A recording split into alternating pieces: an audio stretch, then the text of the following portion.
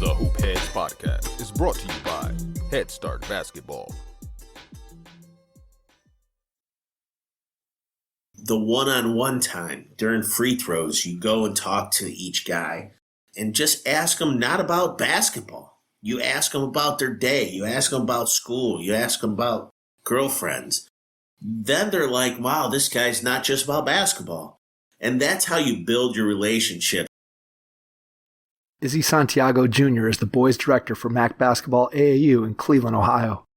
This coming season, he will be the varsity boys basketball assistant coach at Lutheran West High School.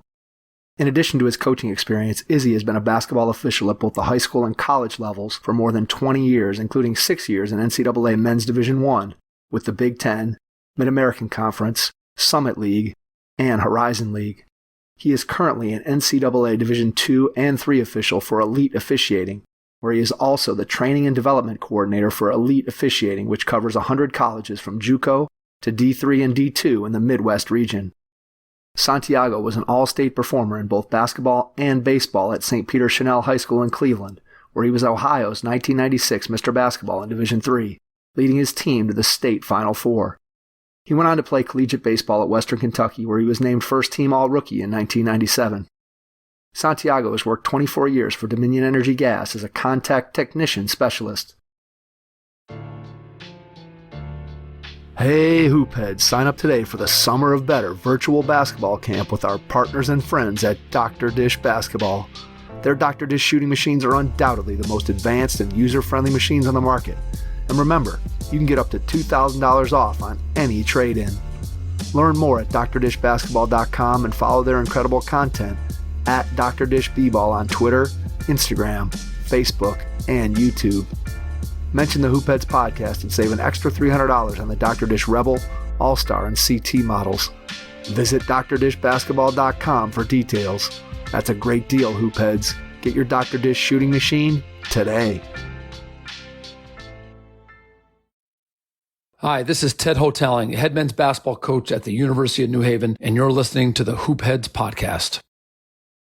If you're looking to improve your coaching, please consider joining the Hoopheads Mentorship Program. We believe that having a mentor is the best way to maximize your potential and become a transformational coach. By matching you up with one of our experienced mentors, you'll develop a one-on-one relationship that will help your coaching, your team, your program, and your mindset. The Hoopheads Mentorship Program delivers mentoring services to basketball coaches at all levels through our team of experienced head coaches. Find out more at hoopheadspod.com or shoot me an email directly, mike@hoopheadspod.com. Follow us on social media at hoopheadspod on Twitter and Instagram, and be sure to check out the Hoopheads Podcast Network for more great basketball content. Prepare like the pros with the all-new Fast Draw and Fast Scout. Fast Draw has been the #1 play diagramming software for coaches for years. You'll quickly see why Fast Model Sports has the most compelling and intuitive basketball software out there. For a limited time, Fast Model is offering Hoopheads listeners 15% off Fast Draw and Fast Scout. Just use the code HHP15 at checkout to grab your discount, and you'll be on your way to more efficient game prep and improved communication with your team. Fast Model also has new coaching content every week on its blog, plus play and drill diagrams on its Playbank. Check out the links in the show notes for more. Fast Model Sports is the best in basketball. Take some notes as you listen to this episode with Izzy Santiago Jr., boys director for MAC Basketball AAU in Cleveland, Ohio. Hello and welcome to the Hoopheads Podcast. It's Mike Klinzing here with or without my co-host Jason Sunkel. We're not 100% sure yet whether Jason's going to make it on dealing with his kids, but I am pleased to be joined by Izzy Santiago Jr., the director of boys basketball for MAC AAU, and also the assistant boys varsity basketball coach at Lutheran West High School here in the state of Ohio, among many other things that Izzy does that we're going to jump into as we get into the pod. But Izzy, welcome to the Hoopheads Pod. Absolutely excited to be able to have you on. Izzy and I have gotten to know each other this year My son Cal was fortunate enough to play for Izzy this spring in AAU, had a great experience. I'm sure we're going to dive into a little bit of that as we go on through his story, but he and I have gotten to become friends, and it's just been getting an opportunity now to have him on and dive into all the things that he's been able to do athletically. Just as we go back through his story, I think our audience is going to really enjoy that. So let's start by going back in time to when you were a kid. Tell us a little bit about your first experiences with the game of basketball. The game of basketball started in Seven Hills, Ohio. Moved there from Cleveland, and my dad was a Lincoln West Wolverine and All-State in basketball and baseball and football. And, I was not the tallest gentleman, so gave me a basketball and a glove right away when I was a kid, and took off from there. The game of basketball has done very well for me. And the thing was playing in playgrounds, up the hill. My mom and dad just wanted me back home. The same old saying that, people say is when the street lights come off. Well, that was one of our mainstays at our residence. So, anyways, yes, that's where it all began in small town Seven Hills, Ohio. Where'd you go play when you were a kid? Where were the places that you went and played as you got a little bit older and could venture out of the immediate neighborhood? It was Calvin Park had a little park there, and Elmwood Park in Independence was pretty much where all the big games were played on outside. So I ended up venturing to Stafford Park when I was able to drive. In Maple Heights, they had a nice court there as well, but mainly Independence, Elmwood Park that's where we started. When I think about the era that you grew up in, or the era that I grew up in 10 years earlier, playing outdoors, and kids today, they have so much more access to gyms, I think, than you and I ever had. And now you tell a kid, hey, we used to just play in the summertime outside all the time. Kids kind of look at you like you got two heads at this point. So when you think about the way that you grew up in the game compared to the way that the players that you work with today, what do you see as some of the pros and cons of the two different systems? Well, number one is you have to win to stay on the court.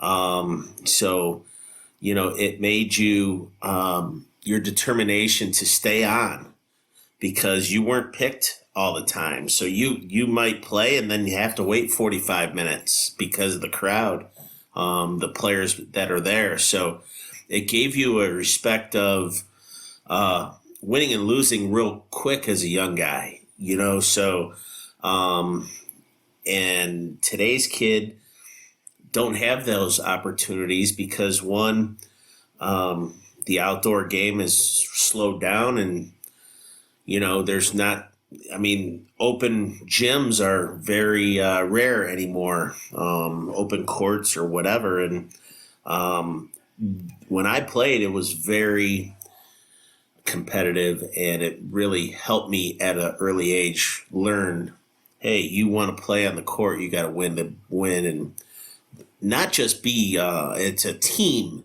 outdoors, because you have elements of wind and sun. So the extra pass, that's what really helped me not only play and coach because of the extra pass outdoors, because that open look, mid-range or easy bucket, layup, because the three ball outdoor was, during elements is non-existent. So. Yeah, I think what playground basketball does a great job of is, as you said, it teaches kids how to win, because when you look at the culture that we have now, in a lot of ways, no matter whether you win or lose in a travel tournament or an AAU tournament, you're going to get to play again. And sometimes I think that kills that spirit of, well, hey, it doesn't really matter that much if we lose this game because we're going to get to play again. Whereas when you're in a playground, as you said, you might sit 45 minutes or you might sit for an hour. Or you might never get picked up again, depending on what park you're at and who you're playing with. And so I think that's something that kids today definitely miss out on without question. And then I think the other piece of it that, to me, really is important is you kind of learn, especially if you started going to a park, going to a playground when you were younger and you're playing with older guys and better guys. And sometimes you got to figure out how to fit in. And the kids today often play with kids their own age. Like they grow up and they're playing on a third grade travel team. Then you're playing on a fourth grade team. Then you're playing on a fifth grade team. And you never really play against kids who are older, better, stronger than you. Whereas I'm sure you did, just like I did, where you're out on the playground and I might have been 15, 16, and I'm playing with college players or I'm playing with adults. And not even necessarily that those adults were great players, but if you're 16, you're playing against somebody who's 28, the body size and the strength and maybe the craft is just a little bit different. So I feel like you learn some things about the game in terms of playing a role and just improving your skills by playing against guys of different ages. And that's that I feel like kids today, they miss out on that because they're always playing against kids their own age. I think it's a challenge that's out there.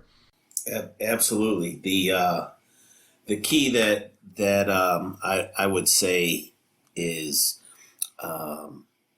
putting in the work prior to the going there as well. That was one of my main things of having your own hoop and working on your game, either shooting, dribbling, whatever. So when you get to the outdoor court, people know you and, people pick you. I mean, that's, they're not just going to pick anyone, they want to win as well. So Absolutely.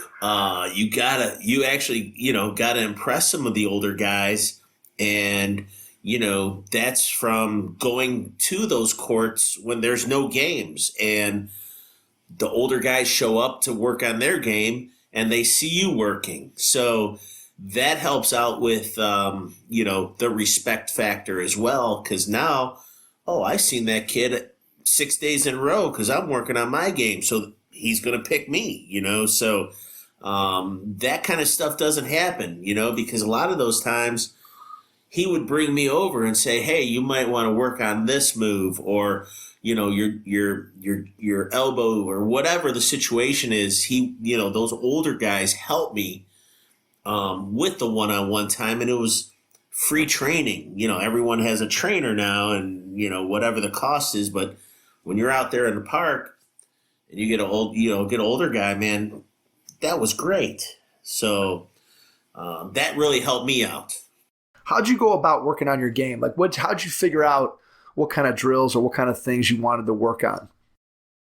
Well, there was no really internet back, YouTube or anything like that. It was pretty much watching, the Michael Jordans and, watching them on TV once a week or twice a week on TV and trying to, visualize what moves they did and the pull-ups and stuff. And I would just do that continuously over and over again. And the dribbling of just the simple stuff that in the 80s where I grew up watching basketball, the simple jab, crossover, mid-range was a skill back then, and I tried to perfect that. And that really was my go-to move, and that's really what I concentrated on. Ball handling was my dad's one thing. He goes, if you can't dribble, you're not going to play. So, cones, garbage cans, all that stuff we did in the driveway really helped my game out. How much did your dad guide you as an athlete back when you were a kid? My dad was the stern, hardcore, 2 hour, make sure you get your hour and a half, 2 hours of working it out. And my mom was the skill developer or the trainer per se. And she was the one that really, developed me overall. And my dad made sure I did her drills. Okay. So, that's pretty much how it was. My mom was a top AAU coach back in the day, Just Do It.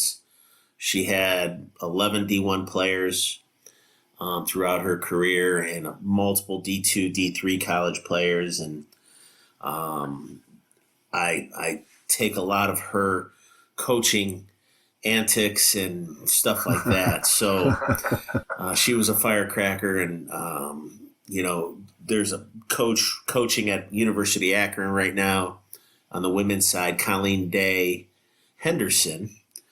Her husband is the assistant coach at Cleveland State, Jermaine Henderson, right now. He was at Kansas State.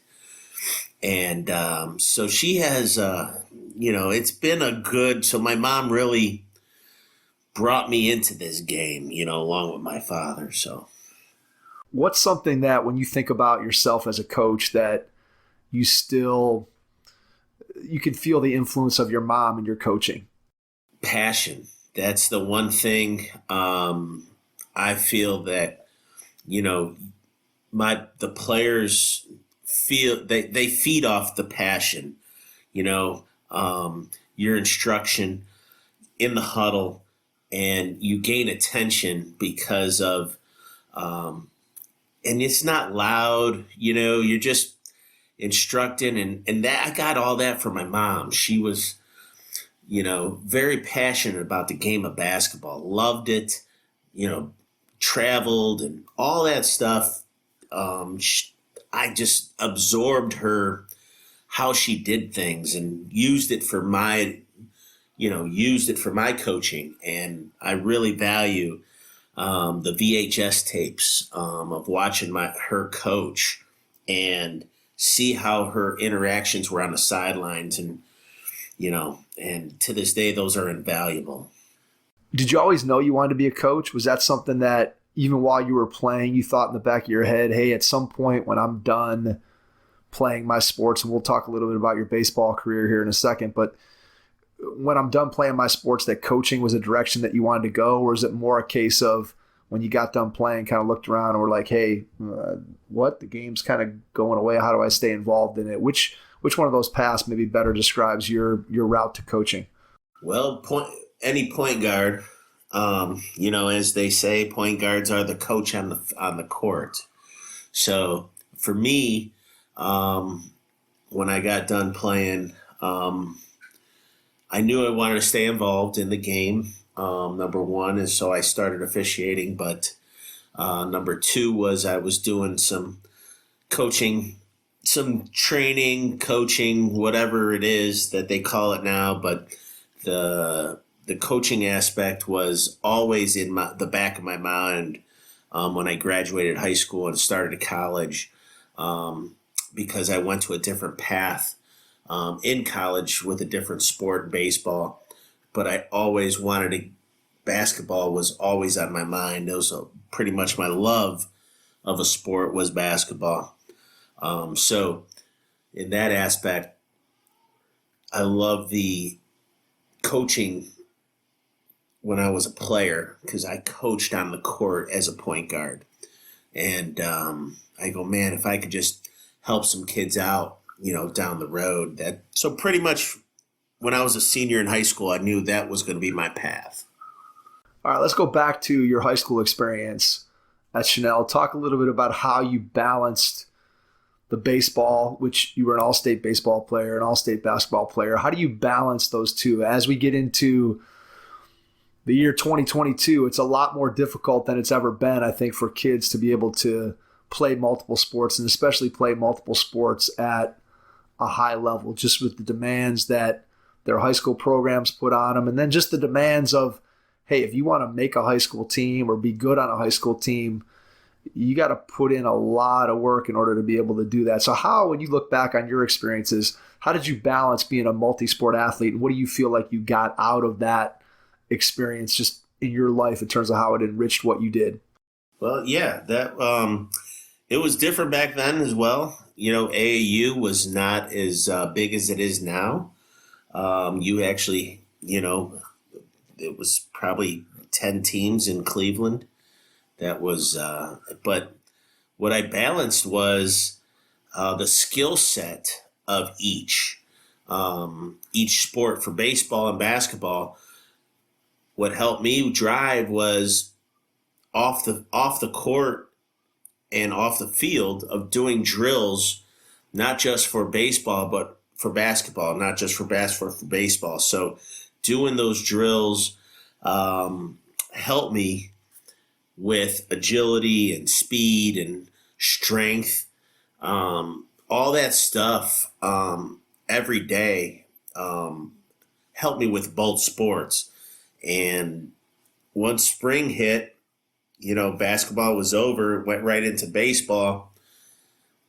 I still had to do my, dribbling series and my free throw series after a baseball game. It was not very pleasant, but I knew in the back of my head I couldn't take a day off of not shooting a basketball. So that was my grind, because my parents just installed in me, if you want to be great, you got to put the work in. And whatever you do, you got to, if it's baseball, basketball, whatever, if you're involved, you got to put the work in. So I don't know if that answers the question, but Did people look at you like you were crazy? my friends, yeah. Yeah. I mean, I was 17 years old. I couldn't leave the house. I could leave. There was no like, hey, you have to do it. It wasn't like that strict, but they just knew, like, from when I was 10, 11 years old till, 18, it was it was in my routine. So I wouldn't go out with my buddies until 9:30, and then be back, to go to school the next morning, whatever. So it was a normal thing for me, school, baseball, basketball, dinner, whatever, then hang out with my buddies or whatever. Then for basketball season, be the same deal, So it's a love of the game that today's kid, I really hope that it comes back to multi-sport kids, because I wouldn't change it. Was it extra time? Yes, but it paid off, because if you love 2 sports, 3 sports, do it, because you're only in high school once, and those memories and those your school, your alumni, when you were alumni stuff, all that stuff, they're like, man, that was one of the best years we had. Whatever the case may be, that's what it's about. And when players ask me, hey, AAU or high school, I go, hey, your high school team means a lot more, in my opinion, than AAU, as a camaraderie, and you're playing for your school.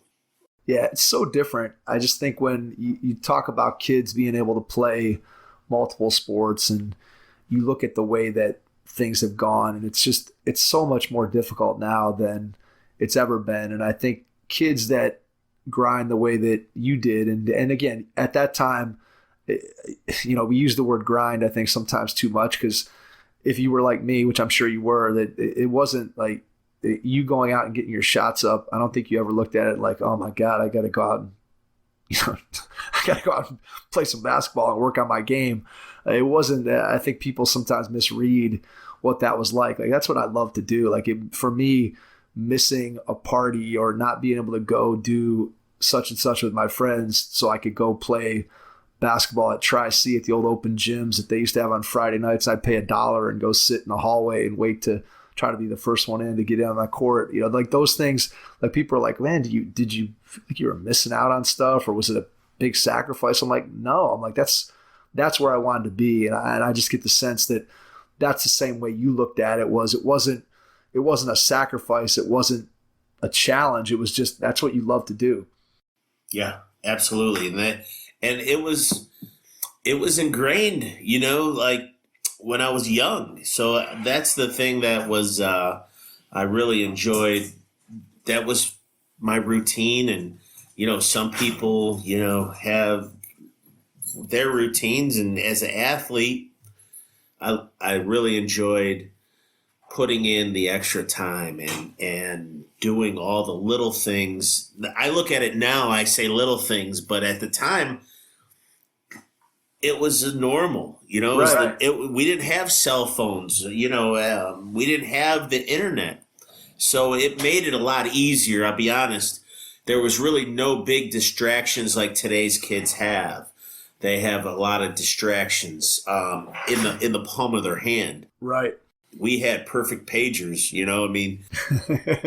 I didn't even have that, man. I had nothing. I had like early Atari. I had Atari Tank Pong. I could come home and play, I guess. So yeah, so that makes a difference. I mean, you don't want to put a crutch on today's guys, but back then there was, you hang out with your buddies, or you play wiffle ball. You go to the courts, and you hate making excuses. And you didn't know what anybody else was doing. I think that's one of the other things that's really interesting with the whole social media and stuff. And you look at all these kids now, like they know guys from all over the state, all over the country. Like this kid's going here and that guy's going there. And I was lucky if I knew.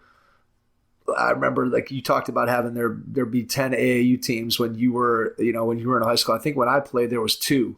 There was one on the west side, there was one on the east side, and the one on the west side was organized by me and my dad. And it was just me calling up guys, being like, hey man, you want to come play with us? And you didn't know what you didn't know at that point. And now there's just, there's so much information. I think kids spend a lot of time comparing, thinking about, worrying about things that really you shouldn't be worried about. It's really just about, hey, try to maximize, like you said, maximize your experience as a high school athlete, or as a AAU or JO volleyball or travel baseball or whatever it is that you do. Try to maximize those experiences and just let the chips fall where they may. I think so often we find that kids and parents are looking ahead to what's next. So I'm a high school basketball player, and I'm just looking about, hey, where am I going to go to college? Am I going to get a scholarship? Is somebody going to talk to me?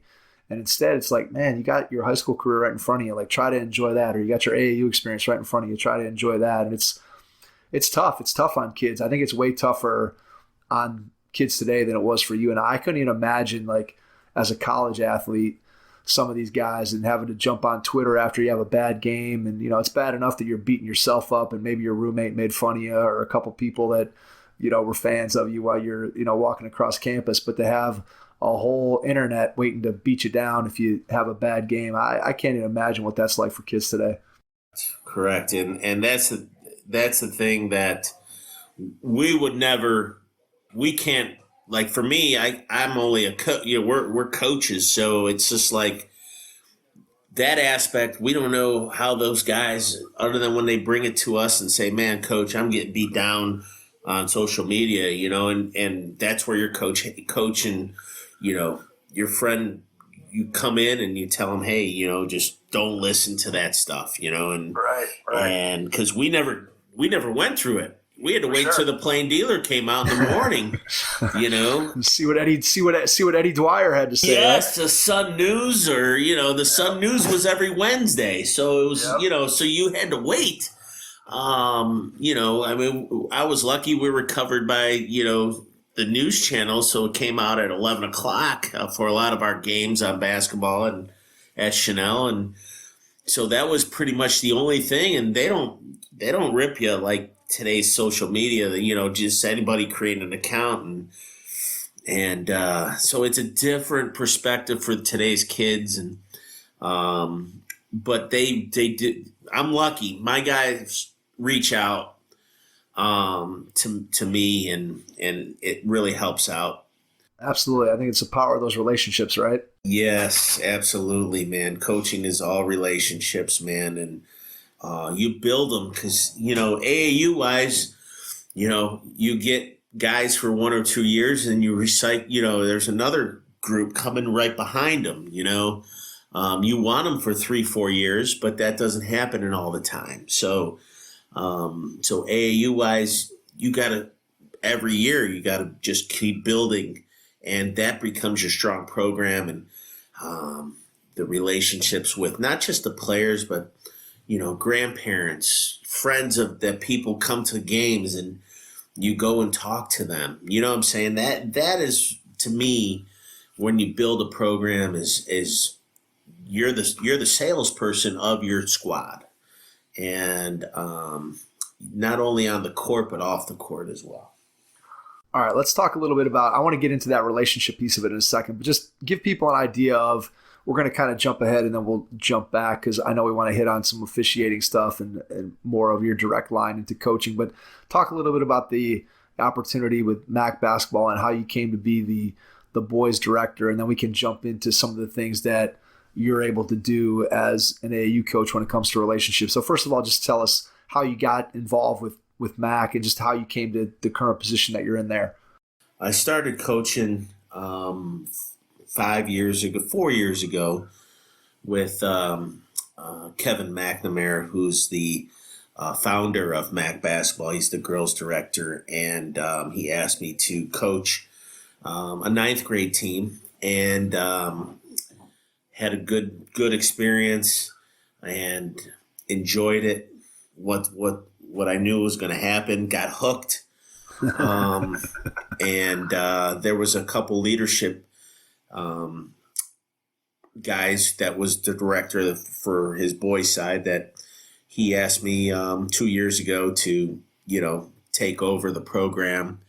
And I said yes. And it's, we're doing amazing things.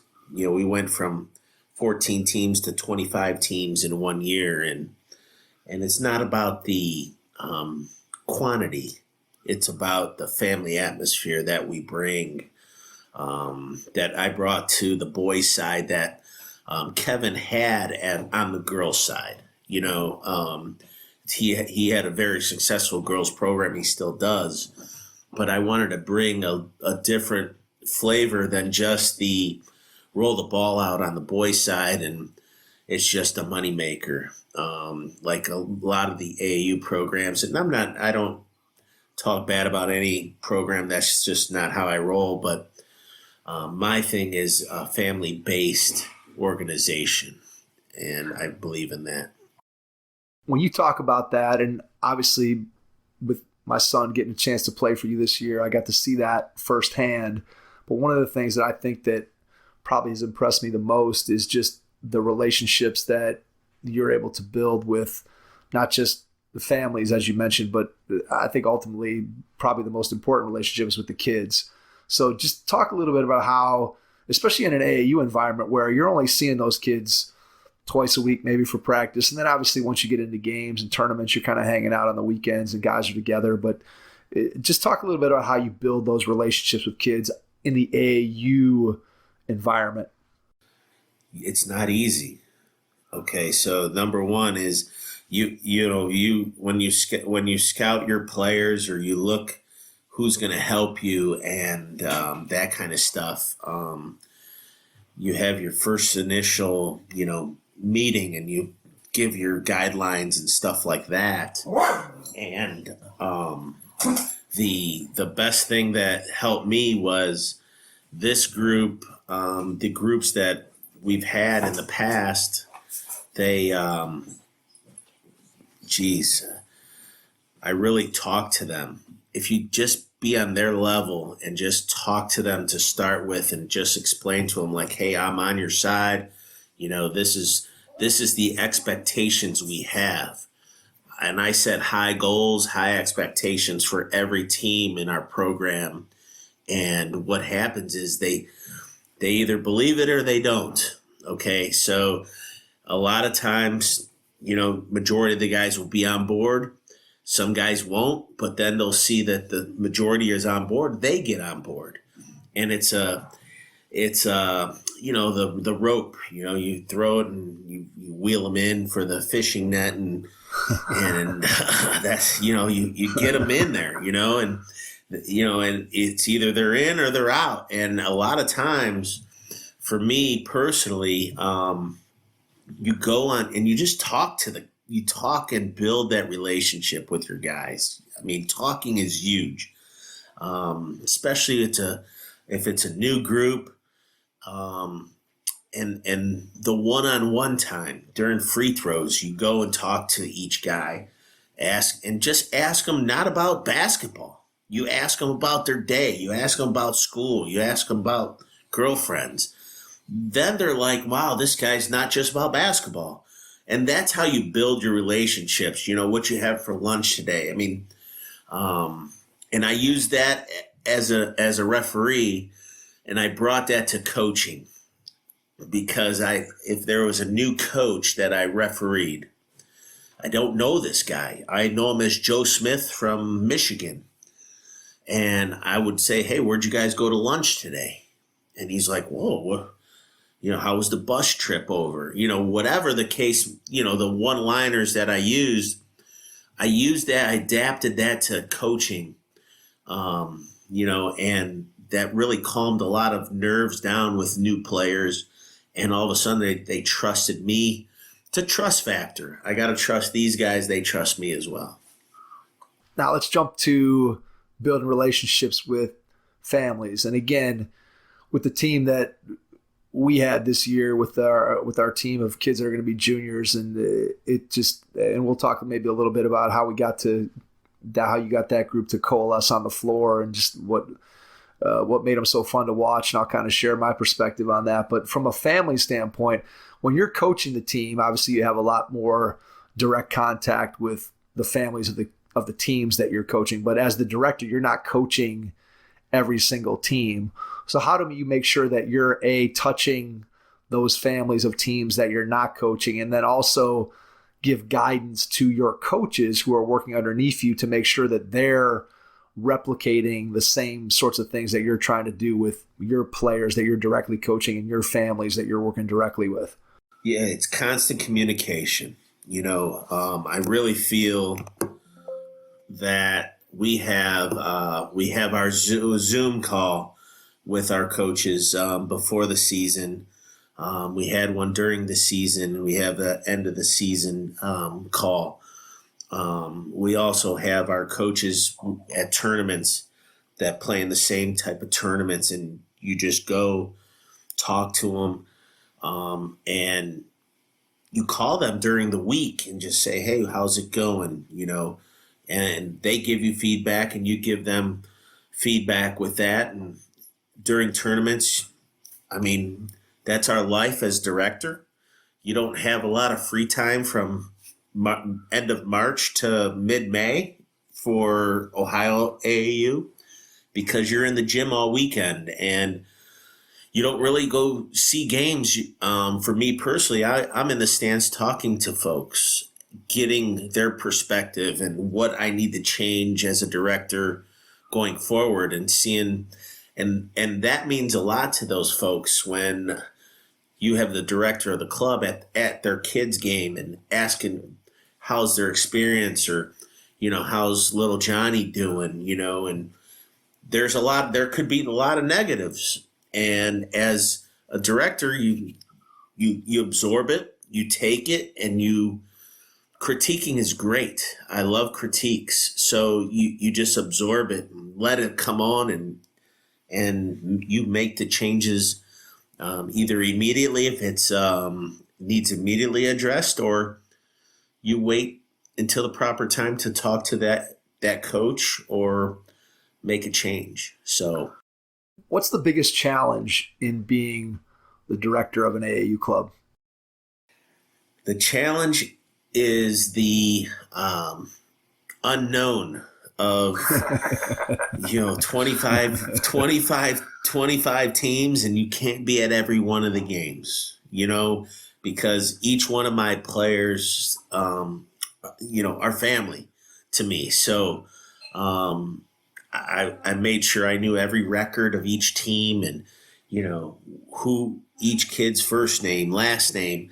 That kind of stuff meant a lot to me when I took over, and I still take that today. And just the unknown of, is little Johnny getting the proper coaching? Are they getting good practices? The games are bonuses. Are they getting good practices? So I say the weekends, but a lot of times I'm at practices because that's what I tell the coaches. The coaches know in our program, practices mean everything. Don't just roll the ball out there and play 5-on-5.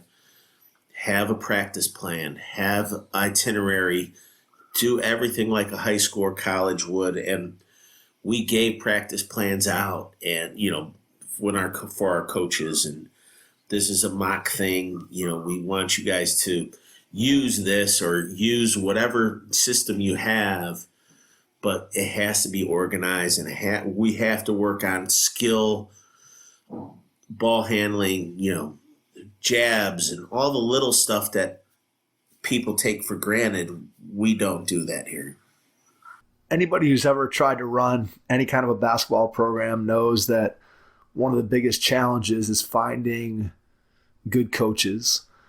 What's your process for, first of all, trying to identify people who can come in and do the kind of job that you want them to do? So first you got to identify them. And then number two, once you identify those people, what's the process for bringing somebody on in terms of, I don't know if you want to call it a formal interview, but just how do you guys go through the interviewing process in order to bring on good coaches? Yeah, it would be so the resume, everyone puts down their resume or whatever, and it would be a Zoom. Zoom has been great for us, because sure, yeah. It saves a lot of time, and money. Because you back when I started before Zoom, before the COVID, you would have to take the guy to lunch or dinner or whatever, and really get a feel for him. And the Zoom has helped us out with that. And you talk to him and you do the background, and you hopefully it works. It's not 100%, that's in any profession. You hire a person and sometimes it works, sometimes it doesn't. But the screening process is, we're not dictators in our AAU program. We just want more of the development and stuff like that. Of course we want to win, but the key to our success overall as an organization is building those relationships, building the skill sets, and that's what's made us successful in growing our program is those two factors.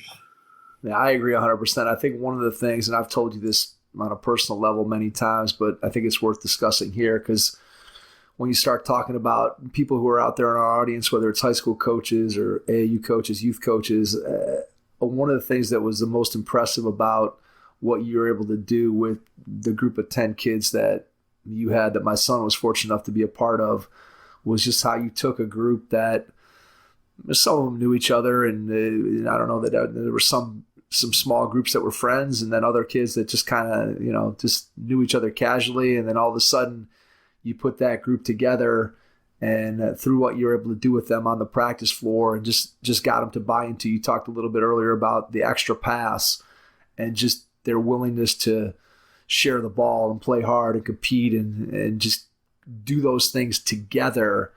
I just thought you did a great job. So talk a little bit about how you do that, what you talk to the kids about, and just some of the things that you emphasize on the practice floor to get kids who are coming from all different backgrounds. They're coming from all different schools, all different styles of coaching. You got all different kinds of parents that come in. How do you get those kids to buy into, hey, we got to share the ball, we got to play together, we got to compete? Well, how do you do that on the practice floor for somebody who's maybe listening and says, man, I'd love to be able to do something like that with my group of kids that I'm working with? Well, number one is the political factor. Okay, so you have, as a coach of a team, you can't let any outside influence dictate who plays. That's my number one thing, is either a parent, a head coach of a high school, whatever. You gain respect as a head coach of a program on evaluating players at practice and playing guys during games of their work at practice. And you don't let the influence of anybody dictate who plays. And I value that since my mom, in her AAU days, she said, don't let anybody tell you who to play.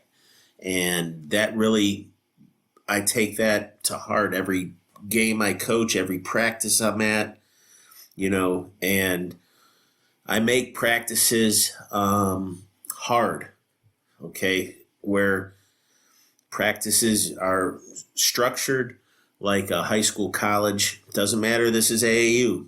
I throw AAU out of the window when we start practice.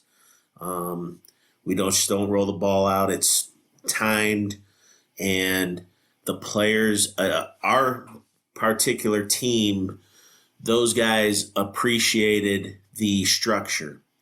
We had guys from, Cleveland and different, not even Cleveland, just different coaches where it wasn't as structured. But they knew right away that this is how it has to go. And if they want to play, they're going to have to practice hard. And not just being successful at practice, but doing the little things of drop steps, floaters, those, etc. That means a lot of going hard. And that's what brought us together as a squad was the intensity at practice. That's what I want to stress, intensity at practice. As a coach, that's what got us going. I do think that when you get guys that play hard and when they share the ball, it can become contagious. And I think that's what happened with our group this year is it just became contagious where if you weren't doing that, you stood out pretty quickly that, hey man, if you're taking bad shots or you're not playing hard, it's pretty noticeable when the other 9 guys are all doing those things. And I think that's a credit to what you were able to accomplish. And I think as you talked about earlier, when you talked about the relationships, I think right from the beginning, one of the things that I noticed right away was just how quickly my son bought into and just felt like, hey, I'm a part of this thing. And it's something that I don't want to let Coach Izzy down. I also don't want to let my teammates down.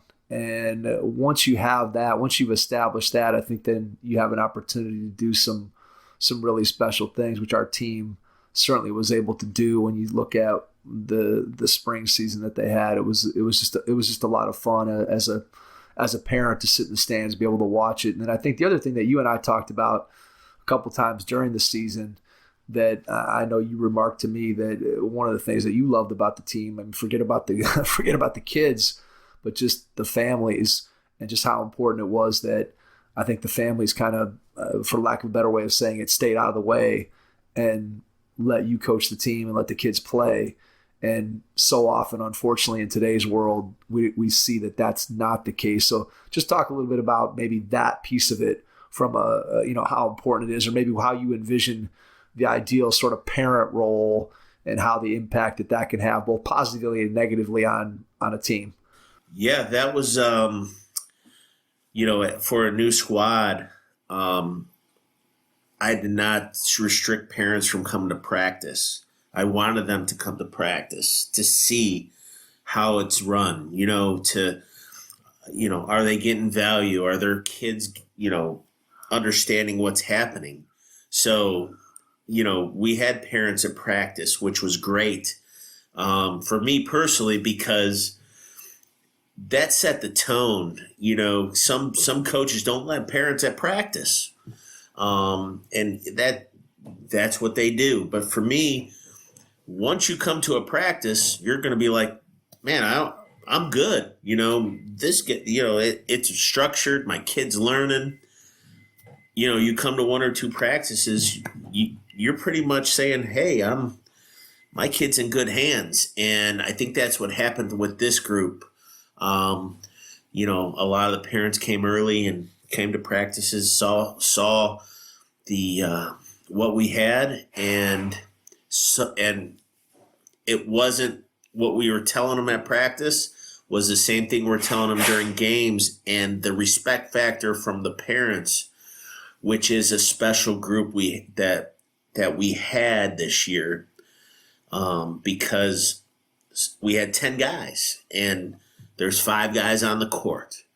But every parent knew that their kid was getting a fair shake because of the practices, and they saw what was going on. They saw the message was not demeaning their kid. It's a coaching, and that's all that we strive for, that I strive for, is coaching. Every minute, 30, we could be up 30, down 30.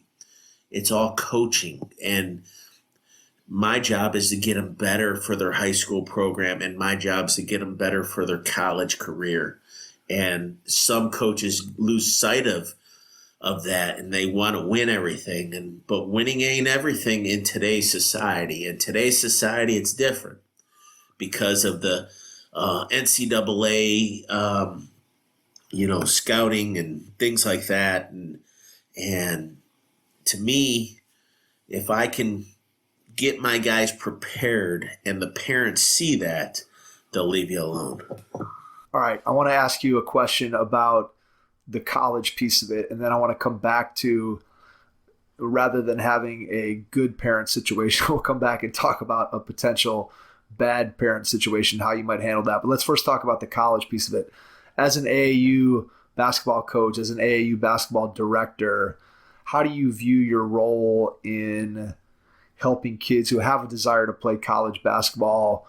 What do you do? How do you see that working for you as the director, being able to connect with college coaches and help those players to get to that next level if that's what they want to do? Yeah, so for me personally, you have to evaluate each kid. Each kid has different levels of, you want to say their max level could be D2, NAIA, whatever they're, you're projecting them, as where they're at. And each day their stock is either increasing at practice. Each game they're either, the kids dictate where they're going to be at, which level. And for college coaches, for me personally as a referee, I know the coaches, not personally, because that's just, whatever. But if I send them an email, they know who I am personally. They know who I am. So it made my job a lot easier to get college coaches at our AAU games, because of the familiarity with the refereeing and being a AAU director. So that's one advantage we have at MAC basketball with getting our guys to college. But in that aspect, I have to make sure our reputation is good. So some guys might not be Division II guys. I'm only reaching out to Division III guys, and I have Division II players, Division I players on my roster. Now I might have a D3 guy that I think, but a D2 guy might like him. So it helps our program dramatically because we have different levels at our games because of relationships. I always go back to relationships. And that's one thing that as a ref, you have to be hard sometimes, to coaches. But at the end of the day, you make up with them. You know what I'm saying? So there's a give and take. And they respect you, you respect them, and then all of a sudden after the game, you're slapping each other on the back or whatever, and that helps us out, helps our program out in particular because of relationships, and helps our players in our program to get to the next level. And that's one thing that I stress to our guys is when we go to a tournament, you have eyes on you and to play your hardest. And that's why our practices are hard. Yeah, I agree with all that. I think it's really, when you look at the role that both a high school coach and an AAU coach, an AAU program plays in a kid's ability to be able to go and get to the next level, it's always interesting to talk to college coaches. And one of the things I always ask them is, how do you balance evaluating a kid in their AAU setting versus in their high school setting? It's always interesting to hear what coaches have to say about that and how they kind of look at, those environments. And a lot of times a kid plays a slightly different role on their team. If you're on your high school team, you might be the leading scorer, but on your AAU team, maybe you have to fit more into a particular role. And so it's always, when you talk to those college coaches, to get their perspective. And I think most of them would probably say that there's a balance that they try to evaluate in both environments, because a lot of times they're seeing the kid in a slightly different role, or they're seeing them with a different group of players. They're seeing them play in a different style of play, and so they're able to evaluate. And I think it's even more and more now than it's ever been. I think that both high school basketball and AAU basketball are probably equally important when it comes to that evaluation. I think what a lot of coaches have told me is that a lot of times they identify players through AAU, and then they're able to then follow them through their high school career. And then, especially if you're identifying kids early, maybe when they're coming off their sophomore year, going into their junior year, now you start to evaluate them. You get to get them on the radar, and then you can utilize both environments to be able to make a judgment. Because just like you talked about, you're trying to get to know those kids as a college coach and find out what kind of player they are, what kind of person they are, what kind of work habits they have. And as we all know, scouting is a very inexact science, without question. Your first impression is everything when applying for a new coaching job.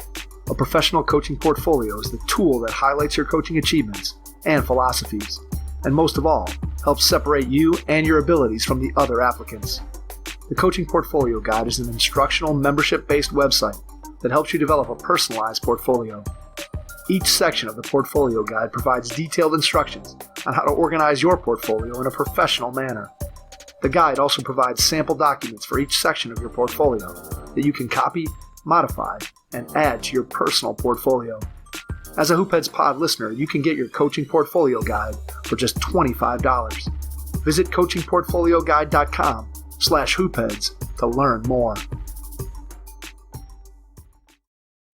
Let's go back to that parent piece, and we talked about what it's like when you have a good parent situation.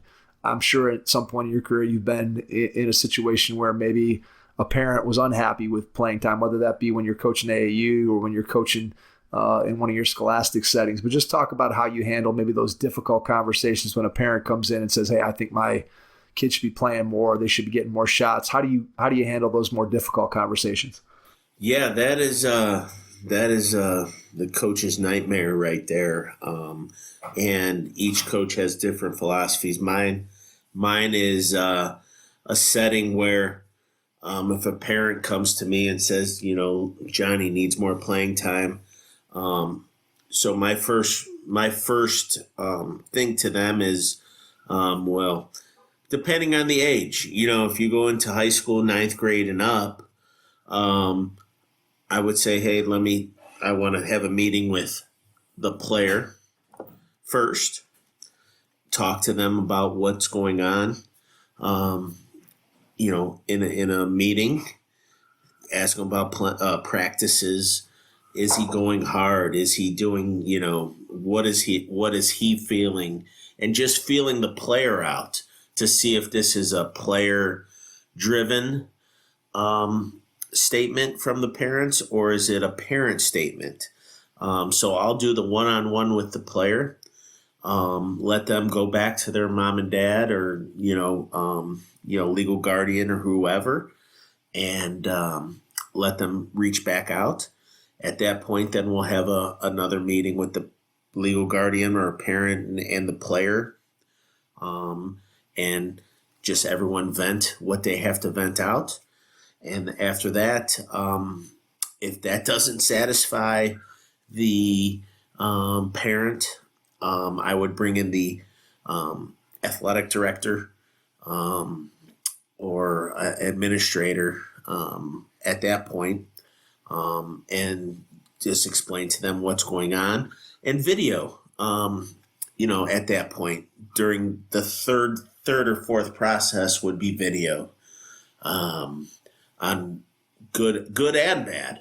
You can't just bring out the negatives. Don't just show the low light film. Yes, for 10 minutes. Correct. So you have to bring out both aspects. Saying if Johnny can be more consistent doing it this way, I'm saying, just the give and take, because that's where you develop the respect from people.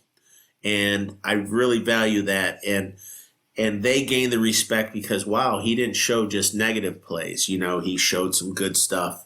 And some people are just not, they don't like to hear negative stuff about their child, and or not realist on their child. And, and sometimes it works, sometimes it doesn't. But at the end of the day, you have your overall core values that you talk to the parents before the season, and that's what you have to go by. If it doesn't satisfy after going through all these steps, you just go back to that initial meeting that you had with everybody about this is what you're going by, and hopefully you have good administration to back you. So yeah, that's really important. I think we've all probably been in situations where you've had good administration that has supported decisions. And I can honestly say that if you don't have that and you get yourself into a situation, it's not pretty. It makes your job as a coach a lot more difficult. I once had somebody tell me that whatever you're going to do, especially in coaching, that you got to do what you believe is right, so that when you put your head down on the pillow at night, you can sleep well. And I think ultimately that's really what it comes down to, is you have to ultimately do what you believe is right and is in the best interest of your team and your players. And if you do that, I think most of the time that, things are going to work out for the best. But it doesn't always. As coaches, we know that sometimes things, unfortunately, if you don't have somebody above you that's supportive, things can get difficult pretty quickly. And hopefully we won't be in that situation very often as coaches.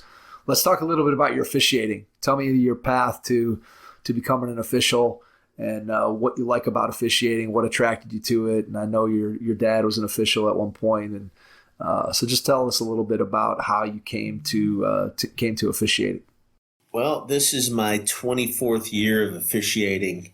1998, I came back from college, and my dad was an official, and he said, if you want to make extra money, this is a good profession, And so I took the class and got hooked to refereeing basketball, and my path was a very good path. I refereed 6 years, Division I. I started refereeing college basketball in 2003, so this is my 19th year of college basketball, and I continue to referee at this time Division II and Division III, and I really, really believe that helped my overall life of the structured part of being a ref, and the time frame of being there early and studying film when video became more accessible to referees. The hard critique of not being in the proper position. And I was very hard on myself. And that's what got me to the level I'm at today, is because I was a strong critique on myself. And I had some really good mentors. And mentors today, it's huge in any profession. If you get one or two guys or girls that you can rely on, that is the key to success, because everything you do is not golden. You're not getting 100% calls correct, and that's something I learned real quick. But I was lucky because my dad was an official and I could bounce stuff off him. And I really hope the profession gets better. Well, I know there's a shortage of refs right now in all sports, but there's a good way to get back into it is I know they're bumping up the ref pay in Cleveland area, Northeast Ohio. And I hope it continues to go that way because the time vested that people don't know, when you referee the right way, you put a lot of time in, not just on the field or on the court, just off the court and studying the rule book and watching video, and all that stuff makes you a good referee. All right, I'm going to ask you the same question. I'm going to ask it twice, but with a couple of words substituted in. So the first question is, as a referee, what do you like about coaches? And conversely, as a coach, what do you like about referees? And then I'm going to make you flip that question around after you answer this part. All right. So as a referee to coaches, when coaches ask questions on the court, okay, the basic hand check or whatever, you might get a skilled coach ask about an off-ball play, or, hey, can you watch 24? He's holding my cutter coming off the screen, or, that gives you, as a ref, more respect to a coach because he's just not asking about the obvious play that everyone saw. Or he's not asking about your partner's call.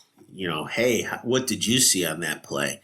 You get that in a, absolutely. Hey, can you help him out? Yes, and that kind of stuff.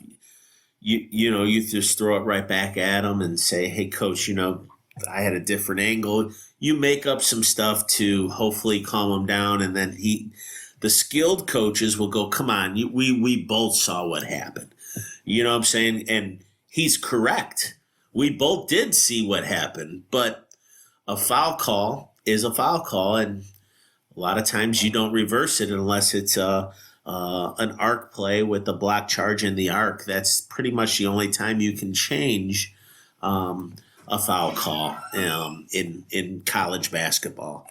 And in high school, you can't change a foul call unless you have a violation prior to the foul call, which that means you both blew the whistle at the same time. And that's very, in today's high school basketball, that happens a lot. But in college, it does not. So it's a give and take. And you, as a ref, you have to have a one-liner ready for the coach. And it takes time. That is the one thing that can't be taught, because every referee has different, everyone's not outgoing, or everyone doesn't have that one-liner in the hip pocket because they're young, or, they're just the rule book guy. Each ref is different and each coach is different. So it's just a matter of,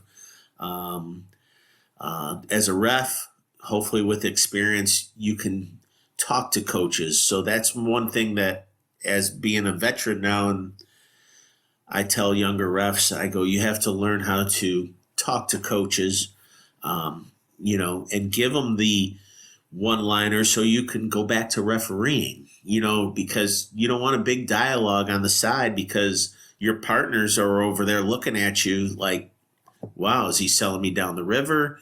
Or, what's going to happen the next call? Is he going to call for this guy because he's complaining? So there's a lot of aspects to refereeing when a coach asks about a certain play. All right. As a coach, what do you like about officials? Okay.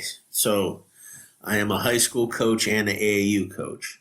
So AAU is a different world of officiating. Some tournaments we have a camp setting where the refs are trying out to get to a higher level of college or a higher level of high school. And those refs, for AAU wise, if we do have a camp setting, as they say, do not engage as much with the AAU coaches because they're on trial, so they want to get plays right and not pretty much talk to an AAU guy.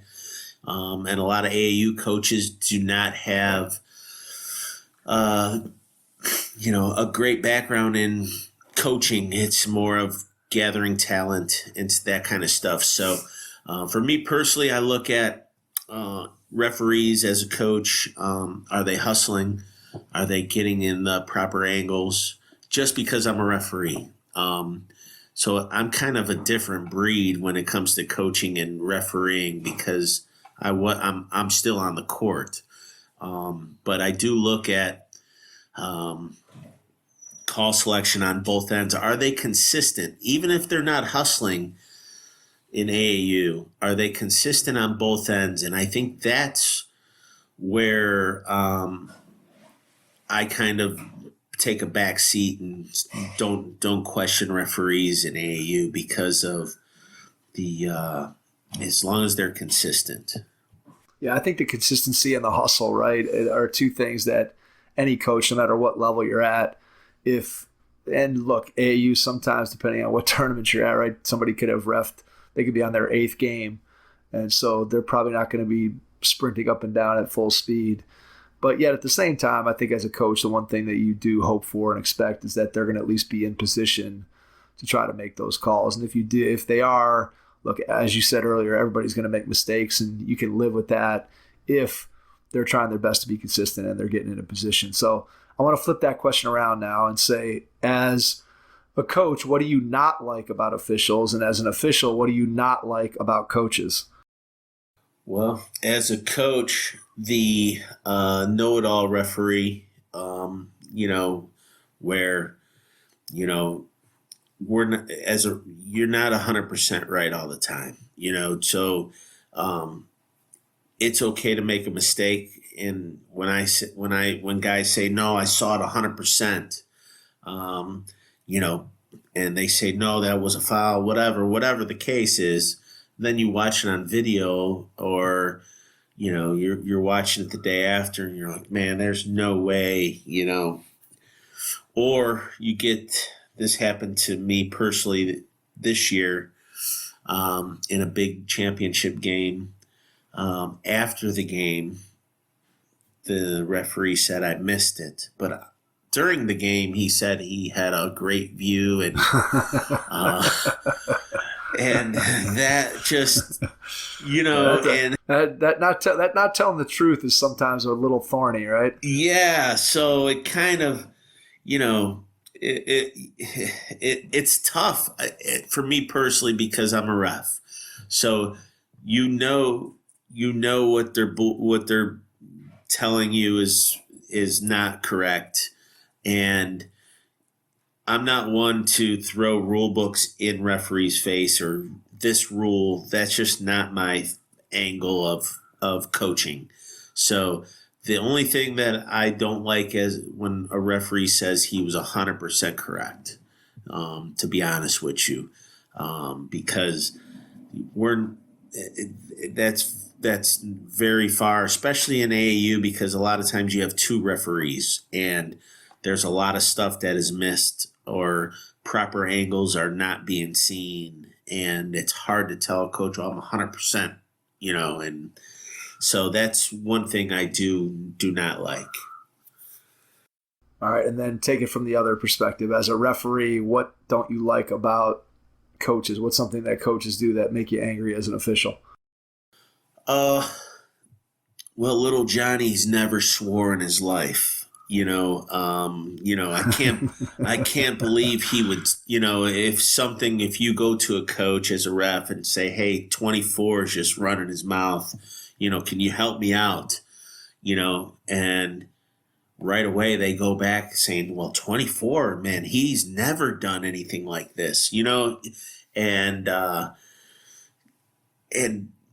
you're just asking for help from a coach, you know what I'm saying? So that kind of stuff is, if I'm asking a coach to help me, I just ask for a little help. I don't want to punish your team with a technical foul or whatever the case may be, to hurt his team. So you try to give I call it preventative officiating, and some coaches don't see what you're doing, so those are the coaches I don't really like.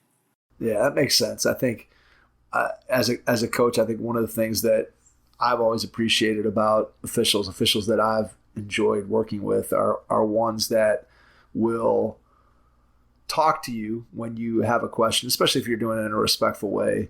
And then two, I think the other thing is when somebody comes to you and says, hey, tell 24 that they got to stop doing this, or they watch this person, they're doing that. I think when you have those kinds of conversation, there's a dialogue there. And as you said, you don't want to stop and nobody wants to have a minute 30 conversation between a coach and an official. But if you can just have that quick interaction during a dead ball or as they're going up and down the floor, I think it makes such a difference on both sides when you don't have, I think you called it the know-it-all official. When you don't have the know-it-all official, or you don't have the know-it-all coach, right? It goes both ways. I think if you can avoid those two stereotypes, I think we're all going to be much better off. You recently talked to me a little bit about some of the supervisory duties that you've had with officials and trying to be able to be a mentor and to be able to evaluate officials. Talk a little bit about that and what that's like and how you're trying to help young officials. Because as you said, we've got an official shortage because of just one, it's a difficult job, and it gets more difficult every day because of what goes on amongst coaches and parents and just unfortunately the abuse that officials take. But just talk about how you're trying to give back to the profession. Yeah, so the training and development aspect of college basketball, with everything being on film, has helped out. And high school, believe it or not, when COVID hit, everyone got the live streams for parents to go watch the games. And that actually helped officiating out because guys could go watch their game. So I just took on another role in my career as a ref to train college basketball officials, the younger guys and older guys, and watching film and getting in proper position to make a call, and getting more Zoom calls as officiating, and going over not just rules but watching plays and watching different situations. And the great thing about the live streams is you can watch bench decorum, you can watch the interaction with the referees, because a lot of times in high school or small college, it's one camera angle. And a lot of times the coaches put it opposite their bench. So you can see how much dialogue, or you can see hand gestures, and all that helps training, especially the hand gestures. As a referee, you try to limit those. And that's all stuff that if you don't watch film, you don't know you're doing. And that's one of the roles I took on this upcoming season for Elite Officiating, which is our North. We have 110 schools that we assign college basketball for. So it's a lot more on my plate, and I love it. I love helping people, and the officiating that in college has been it's a lot different than high school because of the time factor that the college refs put in. Financially, it's a little bit more money than high school. So to move up, you have to watch film. They track your computer time. and it's good. Division One. When I was in Division One, they actually watched exactly what you watch, how much screen time you had. It was very good. So I'm trying to bring that aspect into small college basketball. Which makes sense, right? I mean, when you think about how the development of film from a coaching standpoint and just what we're able to do, whether it's at the college level and programs use Synergy or whether you're at the high school level and you're using a huddle, just the ability to access film as a player, as a coach, and obviously as an official compared to what it was when you were playing or when I was playing, where you're trying to press the button on the VHS tape and get it to go backwards and skipping 3 minutes ahead and 3 minutes behind and all that stuff. I mean, I think no matter what you're doing, if you're not looking at video, you're probably doing yourself a disservice. Anything related to sports, whether it's coaching, playing, or officiating, I think the more time you can spend in the film room, the better off you're going to be in any of those aspects. And so, again, as people can tell from our conversation, you're wearing a lot of hats. I want to talk about the one final hat, the final piece of the puzzle that we haven't talked about, and that's coaching at the high school level. Talk a little bit about kind of what you've done in your career coaching at the high school level and then what you're heading into this season. Yeah, so I started off as a volunteer at Fairview High School, and I did a lot of the scouting behind the scenes and putting in scouting reports and giving my opinion on how to attack different teams. And now I'm at Lutheran West High School. And last year I was the head JV coach, and this year I'm varsity assistant with the same role of scouting and being the day-to-day with our group, with our varsity group. And it's a lot of skill development and getting our guys prepared via video. That's where my role comes in of not just breaking down other teams, but breaking down each player and saying, hey, this is what's making you good, or this is this is one of the things that you need to work on. And what we do good at Lutheran West is the video don't lie, so, we record practices. Each day we this year we're going to be doing more of a 10 to 15 minutes before practice of breaking down, certain segments that we did the day before. And that's what I'm really excited about is bringing more of the college. That's what they do in college, and we're bringing that to Lutheran West. And I think that gives us the advantage to have the availability of that kind of stuff. And I tell you what, I'm really excited about the group we have, and the overall practices that we do is very intense, very skill-based, very, I would say, game speed, competitiveness. So there's a winner and loser in our practices that we plan on doing for the upcoming season. I think that's going to challenge our guys to be better. You are among a large number of coaches who is not a teacher, so you're not in the high school building all day where you can connect with players in between classes and in the lunchroom or in homeroom, or just dap them up as you're walking down the hall. So just talk a little bit about what your experience has been like and maybe what advice you would have for other coaches. Because as I said, there's a lot of coaches out there who are not teachers, who are not in the building. What's some advice you might have for somebody who's in a similar position to you at a different school? Well, show up prior to practices. A lot of times, practice starts at 3:30 if you have the flexibility to get there at 3.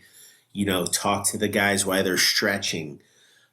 Stay afterwards, practice, stay after, and ask guys if they want to, get quick workout in, or when they're changing their shoes to their street clothes or whatever, and in the gym, and just talk to them and develop the relationships at that point, because you have pretty much 6 days before the season, 6 days a week that you're with those groups. So I would say stay before and stay after. As soon as a practice is done, don't be the first coach to leave. Don't be the last coach to show up at practice. That's where the players, they'll see you there and they'll start respecting you more, even though they don't see you during the school day. They see you there early. They see you there late.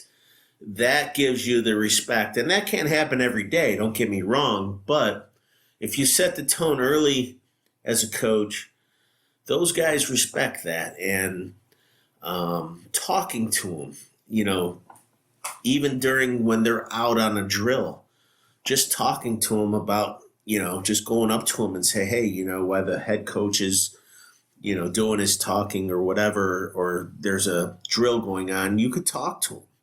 That's where you develop the relationships. And I really think young coaches, or any coach that's not in the building, need to develop those relationships before and after and during. Difference in your mind between being a head coach and being an assistant coach in terms of those relationships, or anything else that jumps out at you in terms of the differences between being a head coach and an assistant coach? Yeah, the responsibility of a head coach in high school is a ton, with admin stuff and fundraising and all that stuff. As an assistant coach, you're more of the player-based, dealing with the practice plans and stuff like that. So it helps out with your relationship process. And I really believe that a strong head coach, lets the assistant coaches work. So that's one thing I'm lucky to have a good head coach, because he lets the assistant coaches do their thing, so if you have something to say, he lets you do your thing. So I hope I answered the question.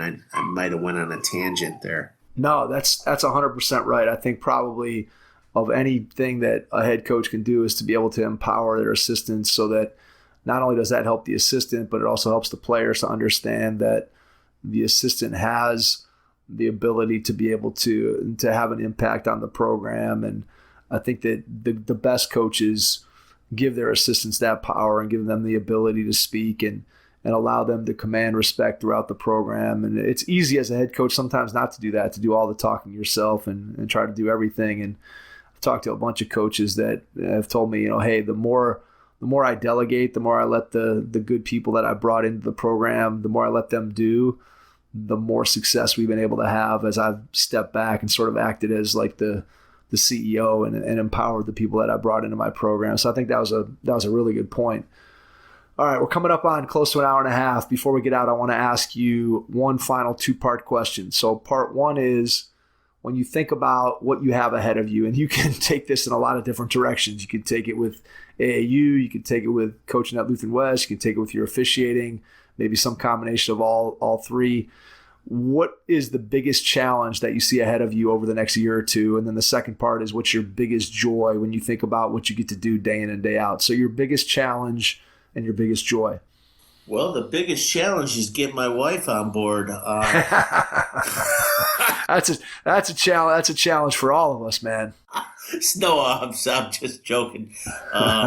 You got to have that good family base to do what we do every day. So, but the challenge is to the grind and to balance family and your job and your coaching.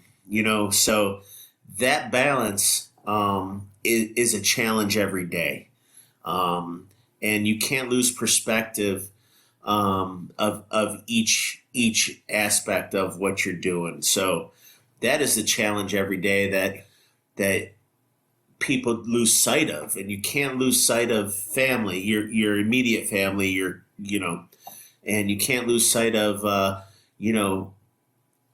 player asking for, 5 more minutes after practice, so it's a balance. And that's the challenge as a coach, as especially assistant coach in high school, because you're there, you're putting a lot of time in, and you might have something going on later on in that evening, and you might have, it's a balance. So that is the challenge that any coach has. And I really believe that helps you become successful, and that's organization, having a calendar either on your phone or, being organized. That's what beats those challenges. If you're not organized, you're not going to be successful. So, that's the biggest challenge for me personally, is to the good balance of family, job, and coaching and officiating. So yeah, absolutely. That's well said. All right, your biggest joy. The biggest joy is number one for refereeing is leaving the court, not being seen. So, which means we had no bearing on the game. We are a non-factor, and that is one of the things I strive on as for refereeing and as coaching, is seeing the ups and downs of players, because everything's not great, right? So how am I going to build that guy up from him having a rough game or a rough practice, and how that guy bounces back the next practice or the next game? That's the joy of coaching. Like, you could say wins and losses or whatever, but just going back on the development of each guy, and that is where the key to coaching is. And, every practice is not going to be great, and every game ain't going to be great, but how do you get your message to those guys? And then when it clicks, when you see it happen, you're like, man, this is why I coach. Or, I got a text message from a former player, thanking me of whatever, of the guidance and the tough love that I've given him has helped him. And he said, I didn't realize it until I graduated, and that meant a lot to me. You know what I'm saying? Because the tough love that we give as coaches, some guys get it, some guys don't, but the guys who get it, and they go on to, they use that in their profession, because you're not going to have 100% guys playing college, but, basketball, baseball, whatever, they use that for their profession. And that's what the joy is for that kind of stuff. That's so true. I think that impact that you have beyond the sport is really what ultimately coaching is all about. Clearly, winning and losing and helping a kid become a better player at whatever sport it is that you're coaching is important.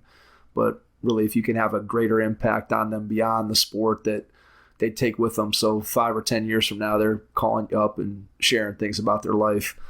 That's really where the magic in coaching is. So I think that's well said. Before we get out, I want to give you a chance to share how people can reach out to you, whether you want to share your social media handle, whether you want to share email, whatever you feel comfortable with. And then after you do that, I'll jump back in and wrap things up. All right. So the Twitter is at MacBoysHoops. And that is where you can get information on our program. And you can reach me at Izzy Santiago Jr. at yahoo.com. That is my personal email, my work email, and my officiating email. That is where I get all my contact stuff, and I really appreciate being on the podcast tonight, and what you guys are doing for not only the coaching profession, but just overall I think this is a great platform for each sport. Well, I appreciate that, and it's definitely been a labor of love, and it's something that we've had a blast with, and just getting to talk to people from all over the country at different levels of the game and doing different roles. It's, again, it's just something that I'm so thankful that we've had an opportunity to do it. And just, again, on a personal level, I want to thank you for coming on tonight, but more importantly, I want to thank you for what you've done for my son Cal, and just the opportunity to watch the group that you put together this spring was just a lot of fun. And I've said it to you, in private, but in public, I just think you did an amazing job with those kids. And I haven't seen a group that has the type of ability that they have play so hard and play together. I don't think that happens. I don't think it happens by accident. I think you had a lot to do with it. So again, on a personal level, I just want to say thanks. And to everyone out there, we appreciate you listening, and we will catch you on our next episode. Thanks. Thanks for listening to the Hoop Heads podcast, presented by Head Start Basketball.